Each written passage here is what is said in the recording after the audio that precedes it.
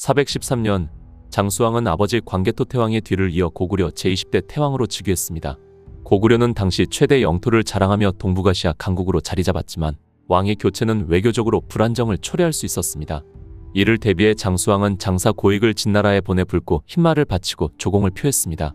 이는 새 군주의 정통성을 외부에 알리고 안정적인 외교 기반을 마련하려는 의도였습니다. 진나라 안제는 장수왕을 고구려 왕이자 낙랑군공으로 책봉하며 이를 받아들였습니다. 이 사건은 고구려가 중국 왕조 체제 안에서 외형상 조공국의 위치를 유지하면서도 실질적인 자주 외교를 병행하는 데 성공한 사례로 평가됩니다.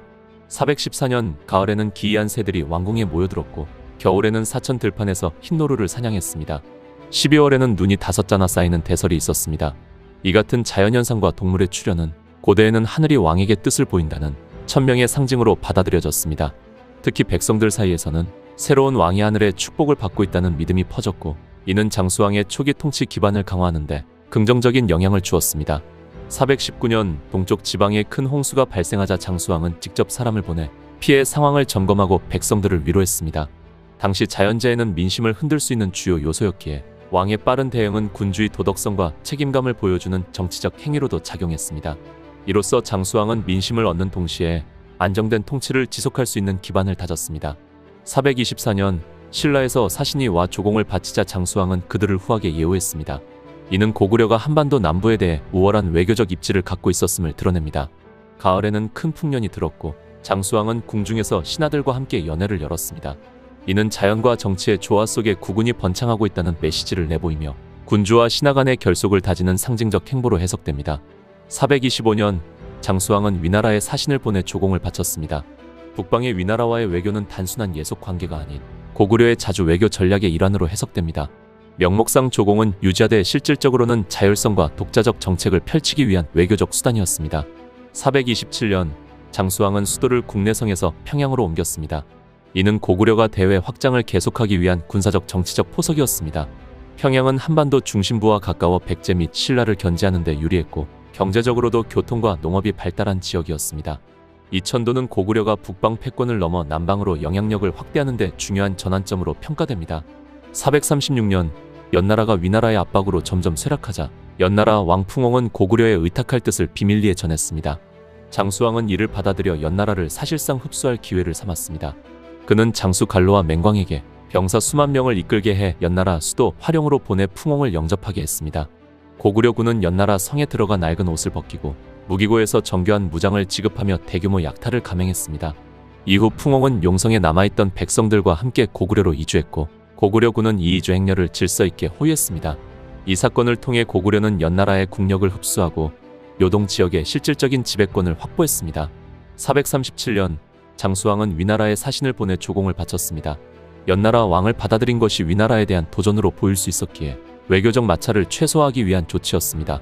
이는 고구려가 국제관계 속에서 조공을 일종의 외교 전략으로 활용하고 있었음을 보여줍니다. 438년 고구려의 몸을 의탁한 풍홍은 점차 불만을 품기 시작했습니다. 처음에는 예우를 받았지만 시간이 지나자 장수왕은 그를 평곽에 머무르게 했고 이후 북풍으로 이주시켰습니다. 또한 그의 시종을 빼앗고 태자인 왕인을 인질로 삼아 통제를 강화했습니다. 풍홍은 고구려에서 독립적인 정치적 입지를 유지하려 했지만 점차 통제 대상이 되면서 불쾌감을 느꼈습니다. 결국 그는 송나라에 사신을 보내 자신을 받아줄 것을 요청했습니다. 이 사실을 알게 된 장수왕은 이를 반역의 조짐으로 판단하고 풍홍과 그의 자손 10여 명을 북풍에서 제거했습니다. 그러나 이 사건은 또 다른 갈등을 낳았습니다. 송나라 사신 왕백구는 풍홍이 이끌던 병사 7천여 명을 데리고 고구려 장수 고구를 공격해 죽이고 손수를 생포했습니다. 장수왕은 왕백구가 고구려 군을 무단으로 공격한 점을 문제 삼아 그를 붙잡아 송나라에 돌려보냈고 송나라는 외교 갈등을 피하기 위해 왕백구를 감금한 뒤 석방했습니다.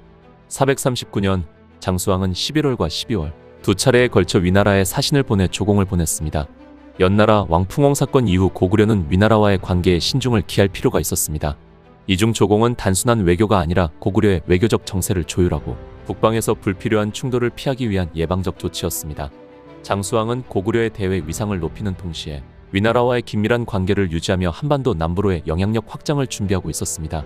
450년 신라는 고구려 국경에서 파견된 변방 장수를 기습해 살해하는 사건을 일으켰습니다. 이는 단순한 우발적 충돌이 아니라 당시 고구려의 세력이 남쪽으로 뻗어나오는 상황에서 신라가 위협을 느끼고 선제적으로 행동했을 가능성이 높습니다. 장수왕은 크게 경로해 즉시 병력 동원을 준비했으나 신라왕이 직접 사신을 보내 사저의 뜻을 전하자 전쟁은 일단 유보되었습니다. 이는 장수왕이 감정에만 휘둘리지 않고 국제정세와 현실적인 손익을 고려해 실용적으로 움직였음을 보여주는 대목입니다.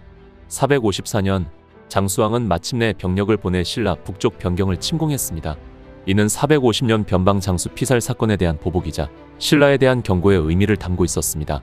동시에 고구려는 이 시기 남진 정책을 본격화하고 있었고 신라는 그 지리적 관문에 해당했습니다. 따라서 이 공격은 단순한 응징 이상의 전략적 의미를 가졌으며 고구려의 군사력이 신라 영토 깊숙이 닿을 수 있음을 과시한 행위로 평가됩니다. 455년 장수왕은 송나라에 사신을 보내 조공을 보냈습니다. 풍옹 사건 이후 악화되었던 송나라와의 관계 회복을 위한 조치였으며 고구려는 위나라에만 의존하지 않고 남조와도 균형 있는 외교를 지속하려 했습니다. 이 조공은 고구려가 양면 외교를 통해 국제적 입지를 다지는 데 중요한 역할을 했습니다. 462년 장수왕은 위나라에 사신을 보내 조공을 보냈습니다. 이는 5세기 중반 위나라와의 우호 관계를 안정적으로 유지하며 북방 외교를 견고히 하기 위한 지속적인 외교 전략의 일환이었습니다. 당시 고구려는 요동을 포함한 북방에서의 안정을 바탕으로 본격적인 남진을 준비하고 있었고 이를 위해 배후 외교는 매우 중요했습니다. 463년 송나라 효무제가 장수왕을 거기대 장군 계보이동 3사라는 고위 자기로 책봉했습니다. 이는 고구려가 남조와의 외교에서도 상당한 위상을 확보하고 있음을 보여주는 장면으로 장수왕의 다극적 외교가 성공적으로 작동하고 있었음을 나타냅니다. 464년 위나라 문명태후가 고구려 왕녀를 위나라 황실에 드릴 것을 요구하자 장수왕은 이미 딸이 출가했다고 둘러댔습니다. 대신 아오의 딸을 보내겠다고 제안했지만 이후 그녀도 사망했다고 전하며 거절했습니다. 이는 위나라가 왕실 내부를 정치적으로 간섭할 가능성을 차단하려는 고구려의 자주적 대응이었습니다. 고구려는 외형상 조공과 책봉을 받아들이되 내정 간섭은 철저히 거부하며 외교적 독립성을 유지했습니다. 467년 장수왕은 위나라에 조공을 보내 외교 관계를 계속 이어갔습니다. 이 시기 고구려는 위나라와의 외교적 충돌을 피하며 내부적으로는 군사력 재정비와 남방 전략을 구체화해가고 있었습니다. 468년 장수왕은 말갈 병사 1만 명을 동원해 신라의 실직주성을 공격해 점령했습니다. 이는 신라 북부 국경에 대한 전방위 압박의 일환이었으며 450년대 초 신라와의 마찰 이후 고구려가 지속적으로 신라를 군사적 지배권 안에 두려는 시도였습니다. 또한 실직주성 일대는 한반도 동남부 방면의 전략적 요충지로 향후 백제의 포위망을 형성하기 위한 사전 조치로도 해석됩니다. 469년 장수왕은 위나라에 조공을 바쳤고 같은 해 가을에는 백제 병력이 고구려 남쪽 변경에 침입했습니다. 백제는 고구려의 남하를 견제하기 위해 반격에 나선 것으로 보이며 이 시점부터 양국 간 충돌이 본격화되기 시작했습니다. 고구려는 백제의 공격을 내부 결속과 명분 강화의 기회로 삼고 이후 군사적 대응을 준비했습니다. 470년 474년 장수왕은 해마다 위나라에 조공을 바치며 북방 정세를 안정시켰고 송나라에도 교류를 이어갔습니다. 동시에 백제와의 전쟁 준비가 점차 본격화되며 군사력 집중과 남부 방면 병참망이 정비되었습니다. 곡물의 양이 이전보다 배로 늘어날 정도로 외교는 활발했으며 이는 고구려의 대외 영향력을 보여주는 지표로도 평가됩니다. 475년 장수왕은 오랜 세월 동안 침묵 속에 준비해온 대백제 전략을 마침내 실행에 옮겼습니다. 이번 침공은 단순한 영토 확장이 아니라 고구려의 패권을 삼국에 천명하는 일대 사건이었습니다. 군사력만으로 되는 일이 아니었습니다. 외교, 정보, 심리전 그리고 전장의 칼끝까지 모든 수단이 총동원된 치밀한 계획이었습니다. 작전의 서막은 조용히 그러나 결정적으로 열렸습니다. 고구려의 승려 도림은 계획된 탈출국을 감행하며 백제로 숨어들었습니다. 그는 고구려에서 도망쳐 나온 자라며 백제의 문을 두드렸고 백제는 그의 출신을 확인했지만 풍수에 밟고 인품이 온화하다는 이유로 그를 받아들였습니다. 도림은 계로왕의 신임을 얻기 위해 바둑판 앞에 앉았고 그 속삭임은 마치 청량한 바람처럼 궁궐을 감쌌습니다. 그러나 그 바람은 이내 폭풍이 되었습니다. 도림은 국가의 심장부에 병력을 모으는 대신 궁궐을 고치고 사찰을 세우고 토목공사를 벌이자며 왕의 귀를 파고들었고 백제의 국력은 내부에서부터 서서히 소진되고 있었습니다. 이제 때가 무르익었습니다. 장수왕은 병사 3만 명을 일거에 소집하여 한성을 향해 남하했습니다. 이번 전쟁은 국지전이 아니었습니다. 수도를 정조준한 총력전이었습니다. 고구려군은 말 그대로 파죽지세로 내달렸고 도중의 방어 거점들은 고구려의 내통한 지역 토호나 귀순자들로 인해 무너졌습니다. 성문은 불타고 피난민들의 절규가 하늘을 찔렀으며 백제의 도성은 순식간에 불안과 공포로 물들었습니다. 장수왕은 전술에서도 치밀했습니다. 그의 군대는 두 겹의 포위망을 구축했습니다. 첫 번째는 외성의 내문을 완벽히 봉쇄해 도성의 숨통을 끊었고, 두 번째는 물자와 병력의 보급로를 완전히 차단해 내부를 고립시켰습니다. 고구려군의 화살은 빗발치고 백제 병사들은 무너지는 성벽 위에서 허망한 방어전을 벌였습니다. 도림의 손길로 아름답게 치장된 성벽은 결국 허상에 불과했습니다. 나흘 동안 이어진 공격 끝에 마지막 날 도성은 북문에 불화살이 쏟아지고 남문에 투석기가 터지며 불바다로 변했습니다. 왕궁 깊숙이 붉은 비단 옷을 입은 계로왕은 마지막까지 자리를 지켰습니다. 그 앞에 선자는 고구려의 군복을 입고 있었지만 그의 눈동자엔 백제의 피가 흐르고 있었습니다. 고구려의 귀화한 백제 출신 장수는 왕 앞에 무릎을 꿇고 3번 절한 뒤 검을 들었습니다. 그 칼날이 계로왕의 생을 끊었을 때 그것은 단지 한 명의 죽음이 아니라 한 나라의 몰락이었습니다.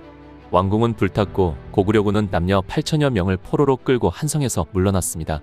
수도를 잃은 백제는 문주왕이 급히 왕위를 계승하고 살아남은 신하들과 함께 웅진으로 도망쳐 새 수도를 세웠습니다. 한강 유역은 이제 고구려의 것이 되었고 고구려의 위세는 천하에 떨쳐졌습니다. 그러나 이 승리는 모든 것을 가져오지는 못했습니다. 백제의 치욕과 신라의 공포는 곧 새로운 결속으로 이어졌습니다. 고구려에 맞서기 위한 생존의 본능은 백제와 신라를 낮의 동맹으로 엮었고 이 동맹은 고구려 남하의 새로운 벽이 되었습니다. 장수왕의 승리는 압도적이었지만 동시에 새로운 저항의 씨앗을 뿌린 순간이었습니다. 이 전쟁은 삼국의 균형을 다시 쓰는 결정적 분수령이었으며 고구려 중심에서 신라 중심으로 외교 지형이 이동하는 서곡이 되었습니다.